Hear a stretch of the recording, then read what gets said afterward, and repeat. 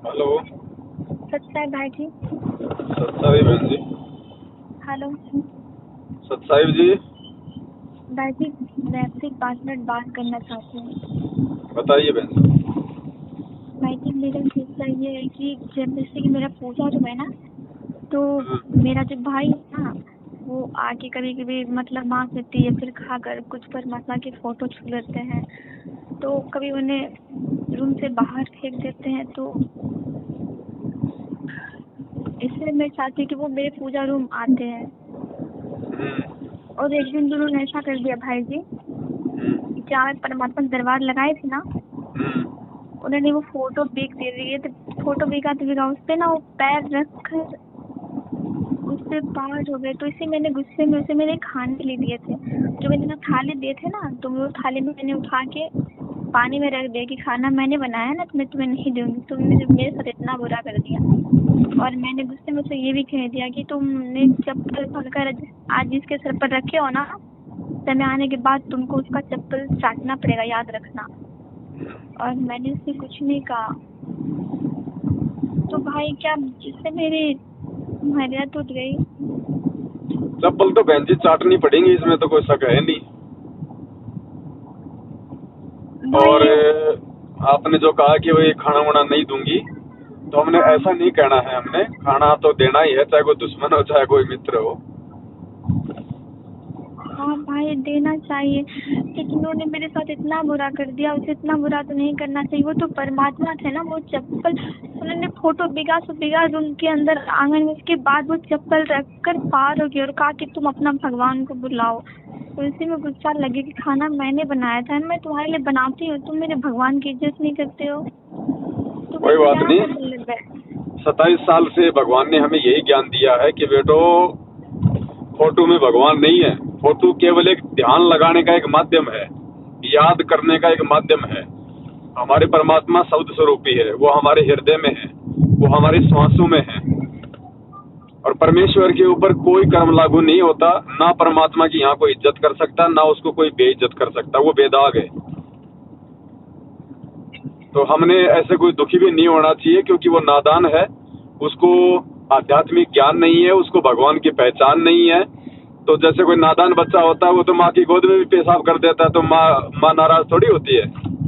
तो इसी प्रकार से बहन जी, चाहे वो 50 साल का हो, चाहे 20 साल का हो, चाहे वो डॉक्टर हो, चाहे इंजीनियर हो, अगर वो आध्यात्मिक ज्ञान नहीं है तो वो नादान है, वो बालक है। भाई वो एक दिन का नहीं, रोज का। जब जब वो घर आता है ना, तो रोज का ऐसे ही करता है। तो आपकी भी तो परीक्षा है ना, भगवान ने आपको भी तो ज्ञान दिया है। जो तो को काटा बोवे ताको बो तो फूल। फिर आपने क्या करना होगा बताओ। मालिक ने सील, संतोष, विवेक, दया, अक्षमा, ये 5 गुण दिए ना हमारे को। हाँ ठीक है, थोड़ा बहुत हमारे को दर्द होता है, थोड़ा बहुत आवेश आता है, लेकिन फिर भी हमने हर स्थिति में थोड़ा सा संयम रखना चाहिए कि ये नादान है, बालक है, पागल है, और इसको नहीं पता ये क्या कर रहा है। तो हमने उसके बराबर नहीं होना उसके। मालिक कहते हैं, कहते को कहीं जाने दे, गुरु की सीख तू ले, साकट और सवान को उल्टा जवाब न दे। भाई, वो नादान की बात तो पर छोटा होकर भी बड़ा काम करता है। कभी कभी तो वो हमें को मारने उठ जाता है। कभी कभी कोई वो बात बोलता नहीं है बहन जी, कोई बात नहीं। देखो, आज हमारे परमात्मा मार नहीं खा रहे क्या? मीराबाई ने मार नहीं खाई क्या? धना भगत ने मार नहीं खाई क्या अपनी औरत की? और आज कितनी माता बहनें हैं जो इस भक्ति मार्ग में संघर्ष को लेके गालियां सुनती है, मार खाती है। जब हमारा भगवान मार खा सकता है हमारे तक ये ज्ञान पहुंचाने के लिए, तो परमात्मा के लिए हम भी खा लेंगे 2 4 5 10, क्या फर्क पड़ता है? हाँ भाई, मैं ये सब कुछ बता दूंगा। तो फिलहाल में ना क्या है ना, कि वो मेरे घर में सिर्फ मैंने नाम दीक्षा ली और मेरे मतलब 2 बनने संकल्प लिए और दादी है। तो वो क्या बोलते हैं, जो रीति रिवाज है परंपरा की पूजा, तो उसमें काशी होता है। आप सुने होंगे, जो काशी होता है, जो कि वो भगत सब आते हैं। वो जो क्या मतलब परंपरा होता है, वो क्या बोलते हैं, शास्त्र गुरु वो भक्ति होते हैं ना। तो हमारे घर में 22 तारीख से वही होने वाली है। 3 4 दिन होता है, चंदन बन क्या क्या कटता है। उसमें बहुत सारे आदमी आएंगे। तो मैं आप भगत जी क्या करूँ? कहते हैं जिसके घर में सास न होता तो उधर का भोजन नहीं करना चाहिए। अब यहाँ पे बहन जी 2 चीज काम आएंगी आपके, हाँ ज्ञान और संघर्ष। ज्ञान बिना संघर्ष नहीं हो सकता। हाँ भाई। अगर आपको ज्ञान समझ में आ गया परमात्मा का, तो परमात्मा ने बताया ना, मीराबाई ने अपनी मर्यादा बचाए रखने के लिए कितना संघर्ष किया। हाँ। ना अपनी माँ की सुनी, ना अपने बाप की सुनी, ना अपने देवर की सुनी, ना समाज को देखा, ना लोक लाज को देखा, ना रिश्तेदारों को देखा। सीधी खड़ी हो गई कि भैया ये भगवान प्राप्ति का मौका बार बार नहीं मिलता है, तुम तो ना जाने कितनी बार मुझे मिल लिए हो अनेक रिश्तेदारों के रूप में, ये परमात्मा नहीं मिल पाएगा अगर मौका चूक गई तो उसने संघर्ष किया, भले उसको घर क्यों ना छोड़ना पड़ा। और ऐसी आत्माएं जब संघर्ष करती हैं तो परमात्मा भी उन विशेष आत्माओं के साथ में हो जाता है। लेकिन ये बात उस समय बनेगी, परमात्मा उस समय 2 कदम आपकी तरफ बढ़ाएगा जब आप परमात्मा के लिए दृढ़ होकर खड़ी हो जाओगी। तो अब ये आपके ज्ञान के ऊपर है, आपकी समझ के ऊपर है। इसमें किसी की सलाह काम नहीं आ सकती, इसमें किसी का कोई प्रेशर काम नहीं आ सकता। आपने गुरुजी के सत्संगों को कितना सुना है, कितना समझा है, कितना चिंतन मनन किया है, आपके अंदर कितनी दृढ़ता आई है, कितना विश्वास है आपको अपने भगवान पे, अब ये चीज काम करेगी बहन। वहाँ पे आपको कोई भगत नहीं बचा सकता, वहाँ पे परमात्मा बचाने नहीं आएगा आपको। आपने परमात्मा के ज्ञान को आधार बना के स्वयं ही अपना रास्ता निकालना पड़ेगा। हाँ भाई, क्या है ना कि मैं जैसे कि दुर्गा पूजा, एकादशी, इस सब मेरे घर में जो होते हैं, मैं बिल्कुल कुछ खाते पीते नहीं हूँ। लेकिन ये जो 3-4 दिन का मतलब चलेगा, तो क्या मैं अलग भोजन बना सकती हूँ? आप अपना अलग से भोजन बनाओ, अपने गुरुदेव को भोग लगाओ और खाओ आप, ऐसी कोई बात नहीं है। और अगर वो कहते हैं कि हमारे को भोजन बना के दे, तो आप उनको भोजन बना के दो, उसमें कोई दिक्कत नहीं है। आप तो सामान्य दिनों की तरह अपना भोजन बना के दो उनको, चाहे वो खीर बनवावे, चाहे हलवा बनावे, चाहे वो जो मर्जी बनवावे। लेकिन भाई ये बात है ना कि मैं वो जो पंडित जी आएंगे ना, मैं उनके लिए तो कुछ नहीं बना सकती हूँ ना। नहीं, चाहे पंडित हो, चाहे काजी हो, चाहे मुल्ला हो, अगर हमारे घर पे आया है, भूखा है, तो भोजन बनाओ उसके लिए। हमने उनकी पूजा पाठ में सहयोग नहीं करना, हमने उनके किसी क्रियाक्रम में सहयोग नहीं करना, किसी परंपरा में सहयोग नहीं करना। मालिक कहते हैं कि कहे कबीर पुकार के 2 बात लख ले, एक साहिब की बंदगी और भूखों को कछु दे। घर पे चाहे दुश्मन हो, चाहे मित्र हो, चाहे पंडित हो, चाहे काजी हो, चाहे पानी नाश्ता खाना तो सबको खिलाना है। हाँ। लेकिन भाई मैंने ये सोचा है कि जिस पूजा हो रही है ना, ये शास्त्री गुरु, उसमें हमारे फैमिली के बहुत सारे आदमी सब आएंगे। तो ये पूजा संपन्न होने के बाद हमने उनसे कहा है कि आपको हमसे ज्ञान चर्चा करना पड़ेगा, हमको इसका प्रमाण देना पड़ेगा। ये जो आप कर रहे हैं, क्या ये शास्त्र में प्रमाणित है? ये भी शास्त्र अलग है। हाँ, तो सही बात है, आप उनको समझाइएगा। अगर वो समझना चाहते हैं तो गुरुदेव के अनेकों छोटे छोटे सत्संग है हर चीज के प्रमाण के ऊपर, आप उनको दिखा दीजिएगा। लेकिन वो मानेंगे नहीं बहन, वो मानेंगे नहीं। मुझे पता है, कुछ दिन पहले एक आए थे तांत्रिक, ठीक है, वो बोल रहे थे क्या तुमको मैं शराब दे के भस्म कर दूंगा। तो मैं हंस रही थी और मैं कुछ कह नहीं रही थी। तुम पागल हो गई, तुम किसे मानती हो? मैंने कहा कि क्यों भूत लेके यहाँ आके पहुँचती हो, तुमको पता नहीं है परमात्मा है।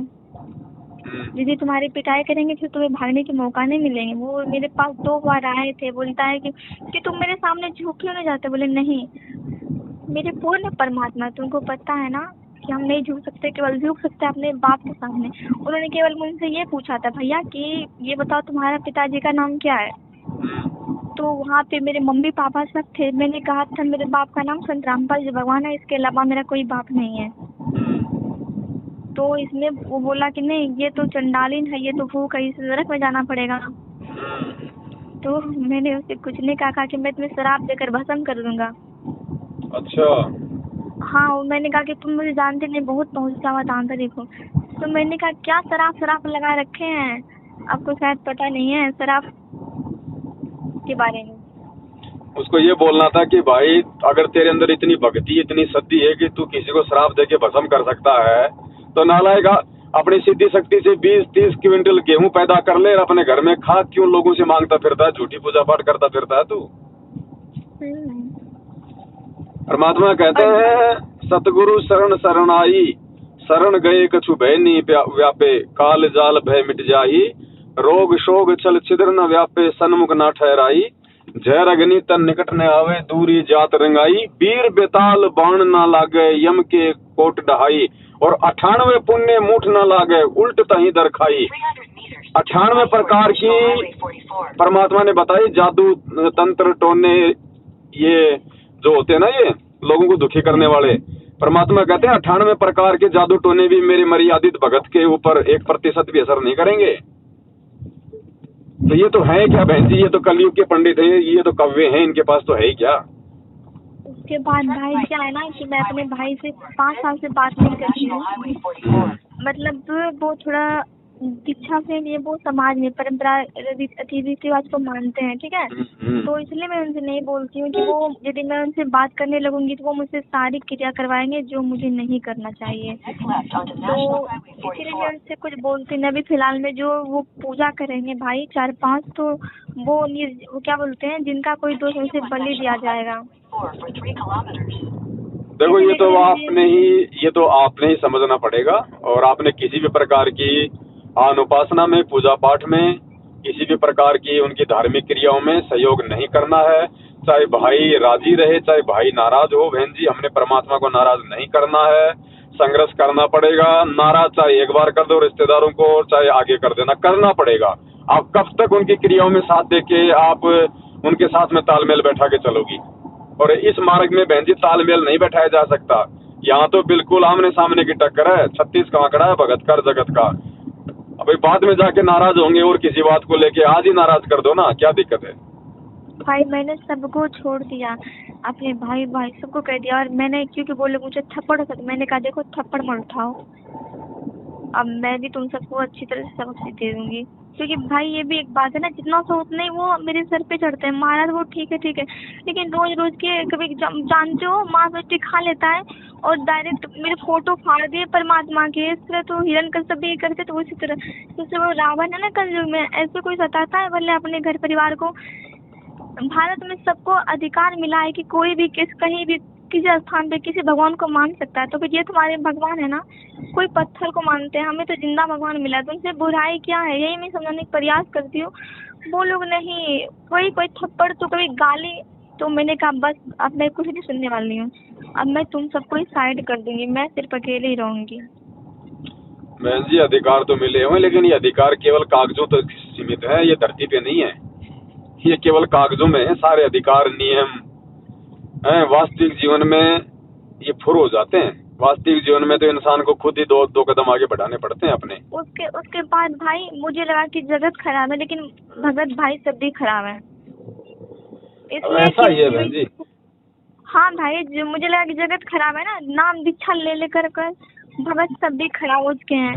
वो सुधार उनके मन में क्या, मतलब ये सामाजिक परंपरा जो तरह वो जगत के लड़के होते उसी तरह वो लोग हैं। इसलिए मैं ये कह रही हूँ, जैसे कि मैं आपसे आप तो सबको समझाते हैं क्योंकि आप सबके भाई हैं ना। आपके मन में मेरे प्रति कुछ है ना, ही मेरे मन में आपके प्रति कुछ। आप बड़े भाई हैं ना। कोई भाई फोन करता है तो जैसे कि मेरे पास फोन करता था भाई सब, तो मैं भी कहती थी कि भाई आश्रम मत जाओ, आप पवन भैया की वीडियो देखो, उससे आपको ज्ञान मिलेगा। तो कुछ भाई थे मुझे जो थे कि बार बार फोन करके परेशान करते थे, और फिर इधर से एक मुर्दाबाद वो मुझे परेशान करते थे। तो मैंने अच्छा समझाया, वो भाई मानते बोलता है कि बहन जी मेरे साथ रेमेनी कर लो। तो मैंने कहा कि आप क्या कह रहे हो, आपने मुझसे भाई के साथ जोड़ा, तो ये कौन सी बात हो गई। आज के मेरे नंबर पे फोन मत करना। बहन जी राक्षस हैं, राक्षस जो ये सतलोक आश्रम मैनेजमेंट हरियाणा की संगति में है ना, सारे राक्षस हैं। ये बहन और पत्नी में कोई अंदर नहीं समझते। तो इसीलिए मैंने उस दिन मैंने कुछ भाई बहन को जो थे मुरादाबाद के और इधर के मतलब थे क्या बोलते हैं हरियाणा के, मतलब सत्सेवक थे कुछ, तो मैंने इसे ब्लॉक कर दिया। वो तो परमात्मा ने, वो सत्सेवक थे क्या, लेकिन वो कहे हम सत्सेवक हैं। तो मैंने कहा नहीं, आप ऐसे हो ही नहीं सकते हो, क्योंकि जो ऐसे बात करे। जिसका नाम बताया कुछ? हेलो। हाँ भाई। नाम बताया उन्होंने कुछ अपना? हाँ, एक का नाम था वो विवेकानंद जी। कभी कभी वो आता है मतलब फेसबुक पे। नहीं बहन जी वो फर्जी हैं। हाँ कुछ भी होगा, लेकिन वो कहते हैं सत्सेवक वो, तो मैंने इसे ब्लॉक करके रख दिया। सत्सेवक ऐसे हो ही नहीं सकते बहन जी। सत्सेवकों को बदनाम करने के लिए लोग ऐसा ढोंग कर रहे हैं आजकल। और एक भाई है, वो क्या बोलते हैं मतलब उधर का हिमाचल का, वो मतलब आपके नाम से है, वो भी ऐसे मैंने इसे समझाया कि भाई देखो परमात्मा की भक्ति करो, आश्रम मत जाओ, 2-3 महीने समझाने के बाद वो भी मुझे रो धो के फोटो भेजता, बोले भाई ये क्या है? बोला कुछ नहीं, मेरी मम्मी ने कहा कि आपके साथ नहीं करने के लिए। हम बोले क्या ऐसे दिन के लिए आप मेरे भाई बने, आपको शर्म नाम की चीज नहीं है? यदि मैं जगत में रहती तो आपको ऐसे छोड़ती नहीं, बहुत सी गालियाँ देती। वो राक्षस है बहन जी, सब लोग राक्षस हैं। जो साथ संगति से नहीं जुड़ेगा उसको सद्बुद्धि नहीं आ सकती। हाँ भाई, अब तो चलो ठीक है, वही है। चलो ठीक है भाई बहन जी। मेरा बुक कब आएगा? अभी आई नहीं क्या शंका समाधान की बुक आपके पास? Hello hello.